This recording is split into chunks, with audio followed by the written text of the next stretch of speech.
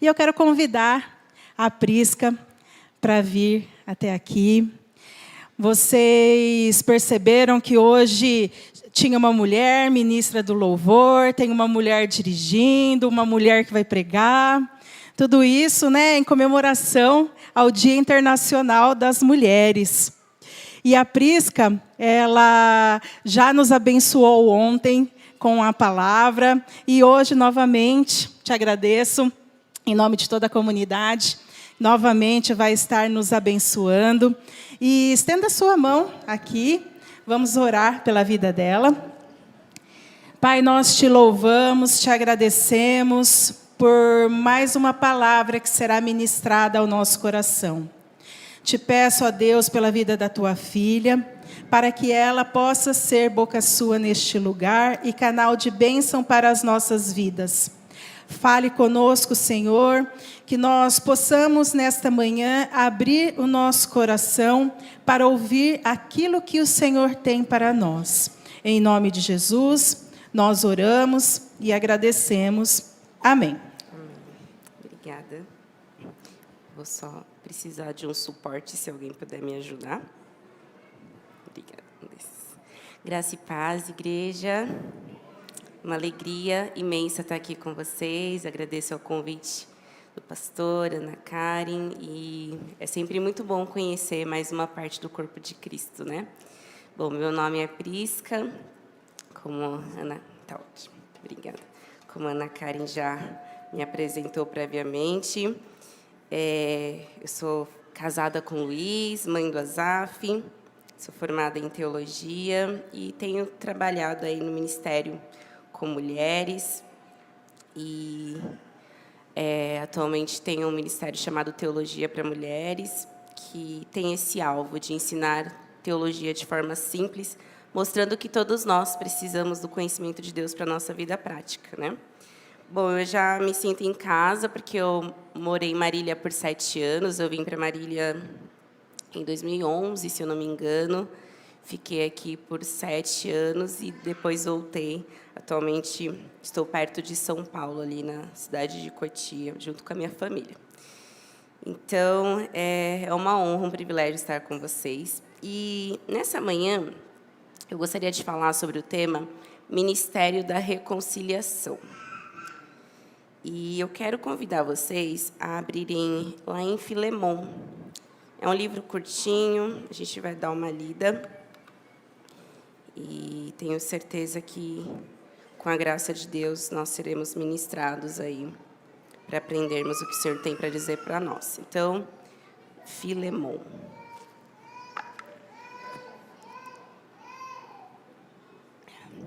Estava comentando ontem com as mulheres que estava passando muito calor em Marília, né? Acho que Deus ficou com dó de mim, mandou uma chuva boa essa madrugada e hoje está gostoso, está mais fresquinho. Bom, vamos ler o texto. Diz assim: Paulo, prisioneiro de Cristo Jesus, e o irmão Timóteo, ao amado Filemon, também nosso colaborador, e a irmã Áfia e a Arquipo, nosso companheiro de lutas, e a igreja que está em sua casa, graça e paz a vós outros, da parte de Deus, nosso Pai, e do Senhor Jesus Cristo. Dou graças ao meu Deus, lembrando-me sempre de ti nas minhas orações, estando ciente do teu amor e da fé que tens para com o Senhor e todos os santos, para que a comunhão da tua fé se torne eficiente no pleno conhecimento de todo o bem que há em nós para com Cristo. Pois, irmão, tive grande alegria e conforto no teu amor, porquanto o coração dos santos tem sido reanimado por teu intermédio. Pois bem, ainda que eu sinta plena liberdade em Cristo para te ordenar o que convém, prefiro, todavia, solicitar em nome do amor, sendo o que sou, Paulo, o velho, e agora até prisioneiro de Cristo Jesus. Sim, solicito-te em favor do meu filho, Onésimo, que gerei entre algemas. Ele antes te foi inútil, atualmente, porém, é útil a ti e a mim. Eu te envio de volta em pessoa, quero dizer, o meu próprio coração. Eu queria conservá-lo comigo mesmo, para em teu lugar me servir nas algemas que carrego por causa do Evangelho. Nada, porém, eu quis fazer sem o teu consentimento, para que a tua bondade não venha a ser como que por obrigação, mas de livre vontade. Pois acredito que ele veio a ser afastado de ti temporariamente, a fim de que o recebas para sempre. Não como escravo, antes, muito acima de escravo, como irmão caríssimo, especialmente de mim, e com maior razão de ti, quer na carne, quer no Senhor. Se, portanto, me consideras companheiro, recebe-o como se fosse a mim mesmo. E se algum dano te fez, e se te deve alguma coisa, lança tudo em minha conta. Eu, Paulo, de próprio punho escrevo, eu pagarei. Para não te alegar que também tu me deves até a ti mesmo. Sim, irmão, que eu receba de ti no Senhor este benefício. Reanima-me o coração em Cristo. Certo como estou da tua obediência, eu te escrevo sabendo que farás mais do que estou pedindo. E, ao mesmo tempo, prepara-me também pousada, pois espero que, por vossas orações, vos serei restituído. Saudam-te Epáfras, prisioneiro comigo, em Cristo Jesus, Marcos, Aristarco, Demas e Lucas, meus cooperadores. Amém? Vamos orar mais uma vez. Pai, obrigado pela tua palavra, obrigado, Senhor, porque ela é viva e eficaz. E nós oramos que o Senhor possa falar aos nossos corações, abre os nossos ouvidos espirituais, os nossos olhos, para que nós possamos contemplar a tua verdade, ó Pai. Essa é a nossa oração, no nome de Jesus. Amém. Bom, como eu disse a princípio, eu quero falar um pouquinho sobre o Ministério da Reconciliação. Essa é uma carta, né, uma carta escrita pelo apóstolo Paulo a Filemão, a um cristão chamado Filemão. Quem era Filemão, afinal, né? Aqui a epístola nos dá algumas pistas, né? Então, Filemão, ele era um cristão gentil, né? Ele não era judeu. Ele se converteu ao evangelho e provavelmente ele era uma pessoa importante na igreja, né? Porque Paulo vai dizer lá no início que ele está saudando a Filemão e também saúda a igreja que se reúne na sua casa. Então, ele era, talvez, um líder, né, proeminente na igreja, e o fato era que ele acolhia uma igreja na sua casa, o que era muito comum ali, né, no primeiro século, as igrejas eram em casas. E qual que é o pano de fundo dessa epístola? O que aconteceu? Por que Paulo decide escrever essa epístola a Filemão, né? Filemão, ele tinha um escravo chamado Onésimo. E esse escravo, ele havia fugido. Provavelmente, ele não só fugiu, como roubou também do seu senhor, deve ter levado alguma coisa. E aí, na fuga, e ele foge, né, para bem longe do seu senhor Filemão. E aí, por graça de Deus, esse escravo Onésimo acaba indo parar na prisão. E na prisão, ele conhece o apóstolo Paulo. O apóstolo Paulo, que estava preso por pregar o evangelho, ele estava preso em Roma. Então, Filemão chegou até Roma, ouviu o evangelho através de Paulo, e ele se converteu. E aí, nesse período em que Onésimo estava lá com Paulo, ele serviu a Paulo, né? Ele cooperou ali com Paulo, mas chegou um momento em que Onésimo precisava voltar, né? Ele tinha se convertido, mas Paulo deseja que ele volte ao seu senhor Filemão. E aí, o que acontece? Paulo não envia Onésimo sem nada. Ele envia Onésimo carregando uma carta, que é essa epístola aqui. Ele tinha que entregar essa carta a Filemão com as palavras do próprio apóstolo Paulo. Então, Paulo escreve essa carta para suplicar a Filemão para que ele receba Onésimo de volta, não como escravo, mas como um irmão em Cristo. E olha só que interessante. Naquela época, a escravidão era uma prática muito comum, né, naquele contexto do Império Greco-Romano e tudo. Era muito comum que os senhores, né, as pessoas abastadas, tivessem cerca de 200 até 1.000 escravos. E os escravos, eles não eram tidos nem achados, né? Então, assim, o senhor, ele tinha total domínio sobre a vida do escravo. Poderia bater, poderia matar, enfim. Eles não eram considerados. E aí, o Filemão, né, que era cristão, ele tinha Onésimo como um dos seus escravos. Mas um diferencial é que a escravidão, naquele contexto, não era como a escravidão, né, que a gente conhece, né, mais recente, no contexto de América do Norte, Europa, que era por causa de raça e tudo mais. A escravidão ali era por classe social ou por nascimento, ou seja, se você era pobre, né, provavelmente você acabaria se tornando escravo por não ter condições de sustentar a sua família, então você se vendia para ser escravo.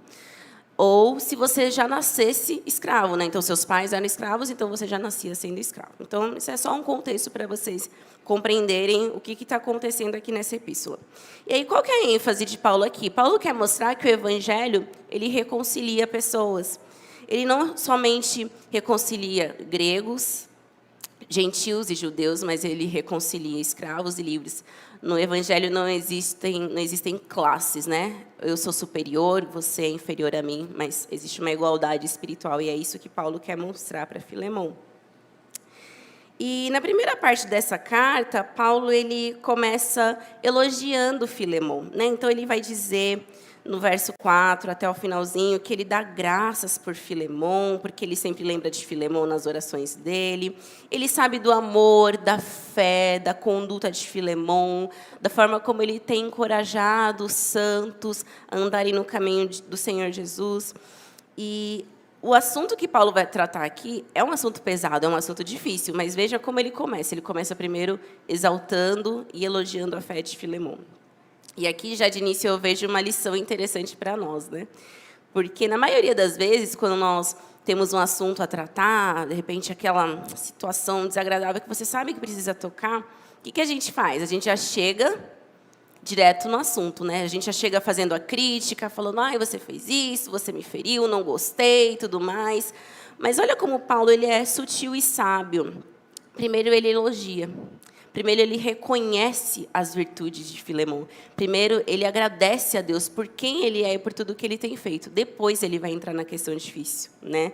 Então, é um aprendizado para nós também, né? Quando nós tivermos que tratar de algum assunto com nosso cônjuge, com pessoas que nós conhecemos, a nossa família, até mesmo com os nossos filhos. Primeiro elogiar, primeiro reconhecer, não só chegar na bronca, né? Você fez isso de errado, mas mostrar para o outro que ele também tem feito de correto.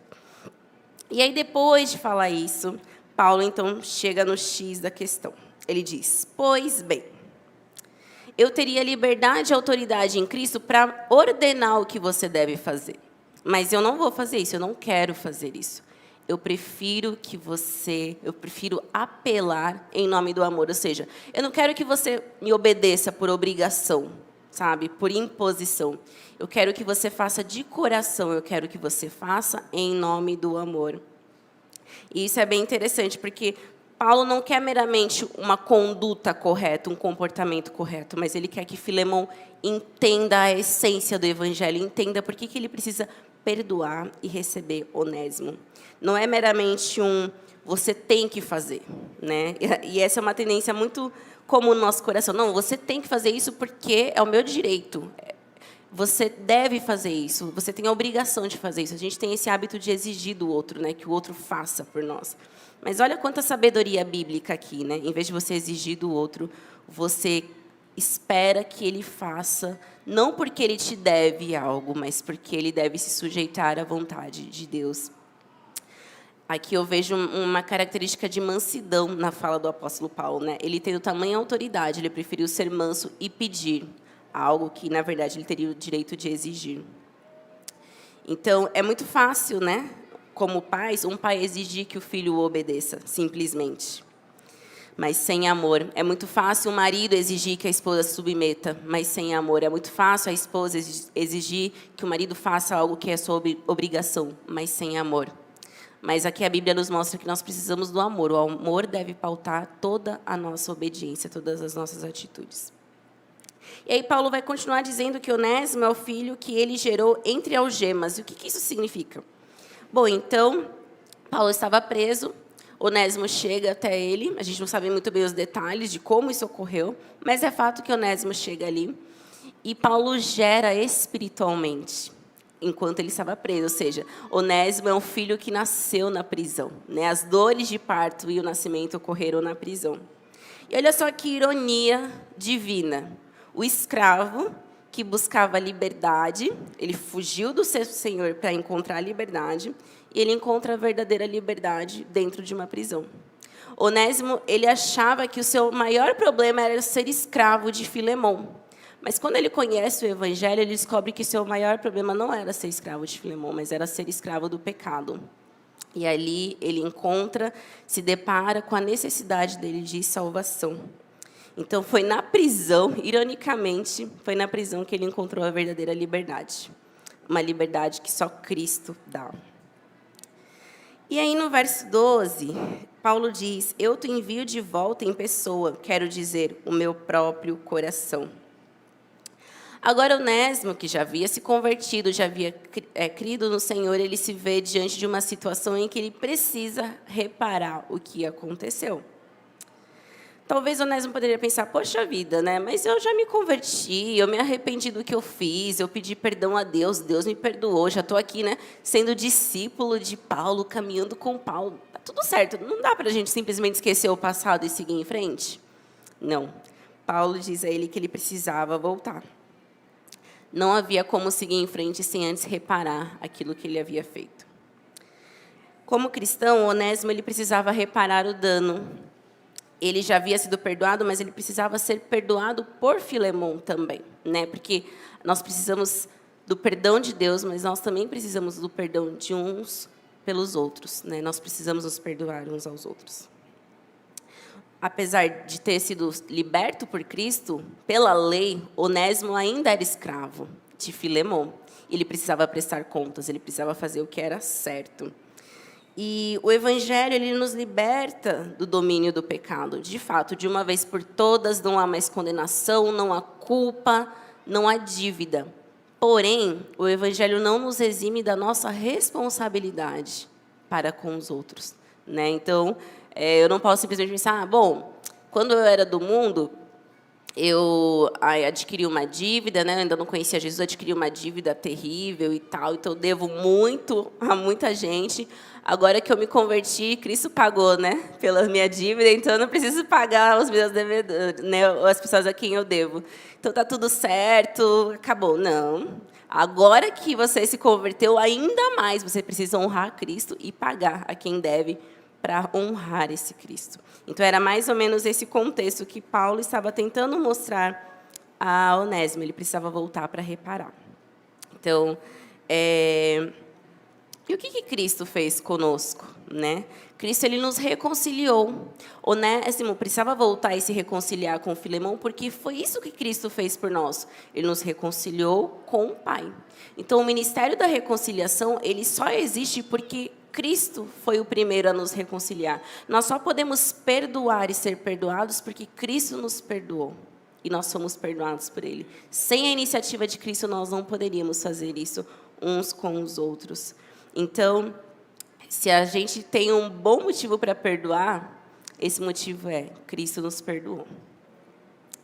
E aí, nos versos 15 e 16, Paulo tenta mostrar a Filemão que por trás daqueles eventos humanos, a mão de Deus estava agindo. Então, imagina a cena, né? Se coloca por alguns momentos na pele de Filemão. Filemão era um senhor, né? Tinha posses, e o escravo fugiu, provavelmente roubou, desapareceu no mundo, ele não tinha mais notícias desse escravo, a gente não sabe quanto tempo Onésimo ficou desaparecido. Aí, de repente, Onésimo reaparece com uma carta de Paulo, com Paulo pedindo para que ele o perdoe. Eu imagino que dentro da mente de Filemão, né, várias coisas se passando, né? As resistências ali, né, a esse pedido de Paulo eram grandes. Mas nos versos 15 e 16, Paulo diz assim: pois acredito que ele veio a ser afastado de ti temporariamente, a fim de que o recebas para sempre. Não como escravo, antes como muito acima de escravo, como um irmão caríssimo, especialmente de mim e com maior razão de ti, quer na carne, quer no Senhor. Então, o que Paulo começa a fazer aqui? Ele quer mostrar para Onésimo, ele quer que Onésimo não olhe meramente com olhos humanos sobre a circunstância, mas que ele olhe com olhos espirituais. Ele queria mostrar que por trás daqueles eventos de fuga, de furto, de rebeldia, tudo aquilo estava cooperando de alguma forma. Tudo o que aconteceu tinha a mão de Deus, a mão oculta de Deus ali. A vontade de Deus estava conduzindo Onésimo naquela fuga, ainda que ele nem soubesse que Deus já tinha um propósito para ele. No fim das contas, Deus conduziu Onésimo até a prisão para que ele ouvisse o Evangelho, para que ele se convertesse. Olha só que coisa, Onésimo, que era escravo de um homem cristão, ele precisou fugir da casa do seu Senhor para ouvir o Evangelho, né? E foi ali na prisão que ele teve essa oportunidade. Deus permitiu que Filemão passasse por uma situação desagradável, uma situação angustiante, por uma perda, para que ele pudesse ganhar algo mais, para que ele pudesse ter um ganho muito maior. Então, a princípio, aquilo que parecia uma perda para Filemon, na verdade, era um ganho espiritual, né? Com os olhos humanos era uma perda, mas com os olhos da fé era um ganho. E é isso que Paulo quer ressaltar aqui.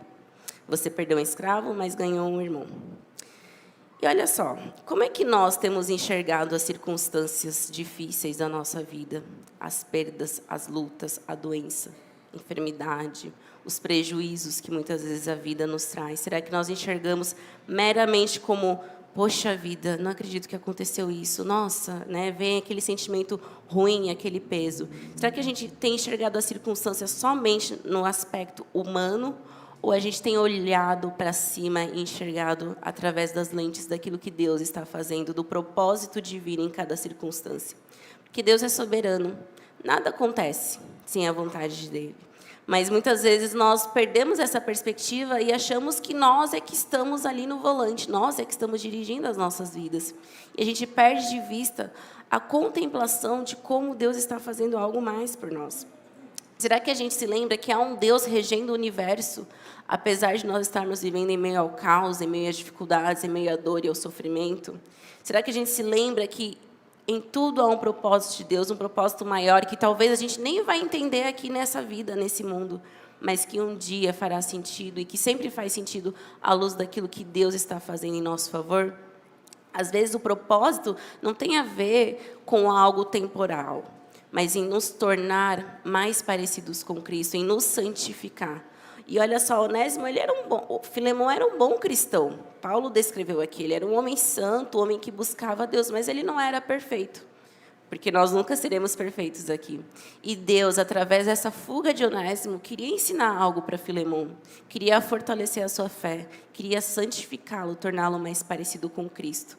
Então, o alvo final das dificuldades que nós enfrentamos na nossa vida sempre é nos tornar mais parecidos com Cristo. E às vezes Deus permite que nós passemos por perdas, que nós passemos por humilhações, que nós passemos por dificuldades, para que Cristo seja formado em nós e para que Ele brilhe em nós. Há uma frase que eu gosto muito que diz assim, que por trás das nuvens escuras, por trás de uma providência carrancuda, Deus esconde uma face sorridente, ou seja, por trás daquelas nuvens escuras que a gente não vê, sempre há um sol, né? E às vezes a gente só vai enxergar o sol depois. Quem nunca passou por uma situação que você fala, nossa, foi terrível, mas daquela situação difícil a gente conseguiu tirar algo de bom, né? Então, pela graça de Deus, Deus está trabalhando em nós, apesar das dificuldades.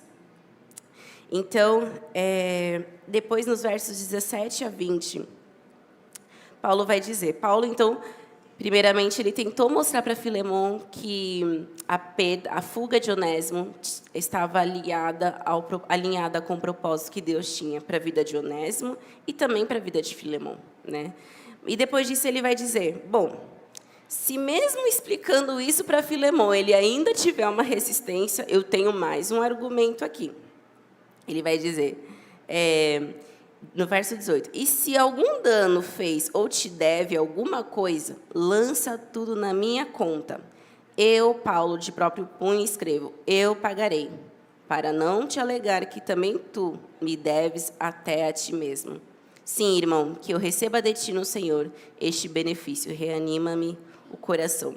Então, Paulo sabia que Filemon poderia levantar mais uma questão na mente dele para resistir ao pedido de Paulo. E aí ele antecipa essa resistência. Ele fala assim, bom, se em todo caso ele tiver feito alguma coisa com você, se ele estiver te devendo alguma coisa, faz o seguinte, põe na minha conta, que eu pago, eu vou pagar. Paulo assumiu a dívida de Onésimo, para que não existisse nada entre ele e Filemon, nada que pudesse impedir Filemon de perdoá-lo. Então ele disse, eu pagarei. E eu acho isso muito grandioso, muito grandioso. Porque Onésimo ele nunca poderia pagar a sua dívida, né? Ele era um escravo, ele não trabalhava, ele não tinha dinheiro, não tinha condições. No máximo, ele teria que pagar com trabalho, ele teria que trabalhar muito mais. Ele teria que ser castigado para fazer valer o prejuízo que ele tinha dado ao seu senhor. Mas Paulo diz assim, não descontem Onésimo, coloca na minha conta que eu vou pagar. E Paulo ele faz isso, e ao fazer isso, ele nos lembra a obra de Cristo por nós, porque o que Cristo fez por nós? Ele falou, ele colocou a nossa dívida na conta dele. Ele pagou aquilo que nós deveríamos pagar e nunca conseguiríamos pagar. Você percebe que, na verdade, no fim das contas, nós somos os onésimos aqui da situação, né? Nós éramos aqueles que deviam, aqueles que foram rebeldes para com o seu Senhor, aqueles que fugiram da casa do seu Senhor e tinham uma dívida gigante. Mas fomos resgatados pela graça de Jesus Cristo. E Ele pagou a nossa dívida para que nós pudéssemos ser aceitos novamente na casa do nosso Senhor, que é o nosso Pai. Então, a gente vê na atitude de Paulo uma atitude de reconciliador. Ele assume a dívida para que não exista nenhuma barreira entre Filemão e Onésimo, para que o perdão se torne possível. E aí eu quero trazer algumas reflexões aqui para nós. Primeiramente, qualquer desculpa que eu tiver ou que você tiver para perdoar alguém, faz o seguinte, pega essa dívida e lance sobre Cristo. Coloca na conta de Cristo. Lance essa dívida sobre Cristo se for difícil demais perdoar alguém que te ofendeu. Coloque na conta dele. Mas também digo uma coisa, se por acaso você é aquele que deve, aquele que feriu alguém, aquele que no passado cometeu algo e que essa culpa e essa acusação te persegue, de repente alguém está sempre trazendo isso à memória, sempre te acusando em relação a isso. Se Cristo te perdoou, você já não deve isso, você já não deve carregar esse fardo. Você também precisa lançar esse peso da falta de perdão sobre Cristo. Então, diante de Cristo, tanto aquele que deve, tanto aquele que é devedor, quanto aquele que tem alguém que lhe deve algo, precisa levar essa culpa, essa dívida e lançar sobre ele. Muitas vezes nós não queremos perdoar porque fomos feridos, porque doeu demais. Mas imagina o quanto Cristo sofreu por causa dos nossos pecados. E Ele levou sobre si. Ele perdoou ainda assim. Então, se é difícil demais perdoar, pega essa dor, pega esse sofrimento, pega esse peso e fala, Senhor, eu coloco na sua conta porque eu não consigo lidar com isso. Ou, Senhor, eu já pedi perdão para a pessoa, eu já me arrependi, mas a pessoa não me perdoa. Ela continua me acusando. Eu não posso carregar esse peso, eu não posso pagar essa dívida moral, essa dívida social, enfim. Que o Senhor possa realmente tomar esse peso das minhas costas e pagar essa dívida em meu lugar, porque o Senhor, de fato, já pagou.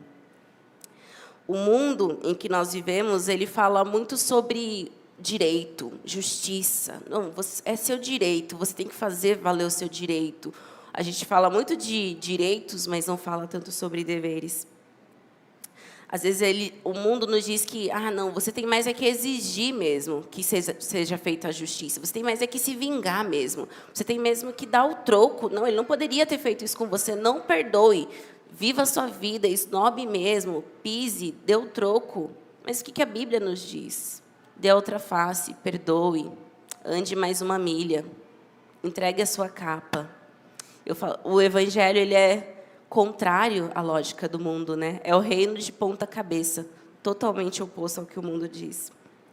O Evangelho nos diz, vá até aquele que te feriu e perdoe, se reconcilie com ele. Trate-o como um irmão, não como um devedor. Nos versos 21 ao 24, Paulo diz, certo como eu estou da tua obediência, eu escrevo sabendo que fará mais do que eu estou te pedindo. E, ao mesmo tempo, prepara-me também uma pousada, pois espero que, por vossas orações, eu serei restituído. Saúdam-te Epáfras, prisioneiro comigo, em Cristo Jesus, Marcos, Aristarco, Demas e Lucas, meus cooperadores. E assim, Paulo conclui essa epístola com fé. Ele diz, eu tenho certeza de que você vai considerar aquilo que eu estou falando. Não porque sou eu falando, mas porque eu sei que você é um homem cristão, você é um homem que teme ao Senhor. E aqui eu quero concluir com algumas reflexões práticas para nós nessa manhã. A primeira delas é, perdoe e esqueça o passado. Há uma frase, comum aí que se diz que perdoar não é esquecer, de fato. O perdão, ele não lança uma amnésia sobre nós, Mas, ao mesmo tempo, relembrar a ofensa não ajuda nada no perdão. É que nem uma ferida. Quanto mais você lembra que ela está ali, quanto mais você cutuca ela, mais tempo ela demora para cicatrizar, mais ela vai doer. Você vai ter todo o trabalho de ter que refazer, passar remédio novamente. Então, nós precisamos intencionalmente não alimentar a ofensa que foi lançada contra nós. Nós precisamos esquecer, deixar para lá, colocar sobre Jesus e deixar que Jesus faça o trabalho dele. Além disso, a gente vê aqui que Paulo ele não exige de Filemão um perdão, porque o perdão ele é algo voluntário. Ele precisa partir de nós, ele precisa partir do nosso entendimento de que nós precisamos perdoar. Não tem como perdoar contra a vontade, porque isso não é perdão. A essência do perdão é a voluntariedade, então precisa ser um ato da nossa vontade. Precisamos pedir a Deus, então, que nos ajude, que nos mova a perdoar, porque o perdão é contraintuitivo, né? Nós não queremos, naturalmente nós queremos nos vingar. A vingança é o natural do homem pecador, né? Você vê uma criança o amiguinho bate, ela na hora já retribui, né? Seria o natural. Por quê? Faz parte de quem nós somos.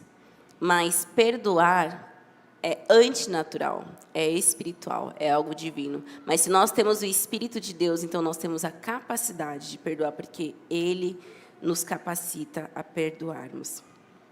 Além disso, Deus ele não desperdiça a ofensa, nem a dor que os outros nos causaram. E Ele permite isso para que nós sejamos santificados, ou seja, todo peso, toda ofensa, toda dor causada, Deus não desperdiça nada. Deus não permite que o dano que nós sofremos seja perdido. Ele usa o dano, Ele usa a dor, Ele usa o sofrimento para algo muito maior e melhor. Nada é desperdiçado por Deus. No fim das contas, Filemão precisou perder para ganhar, né? Ele precisou abrir mão do seu direito para experimentar a graça de Deus e viver algo maior através da vida de Onésimo. Às vezes, o perdão ele parece uma perda, né? Perda do nosso direito de ter razão, perda do nosso direito de cultivar a raiva e também de ter que abrir mão do nosso desejo de vingança. Como é difícil você renunciar àquele desejo de dar o troco, né? Parece que estamos perdendo algo, mas quando nós perdoamos, na verdade, nós estamos ganhando algo infinitamente maior.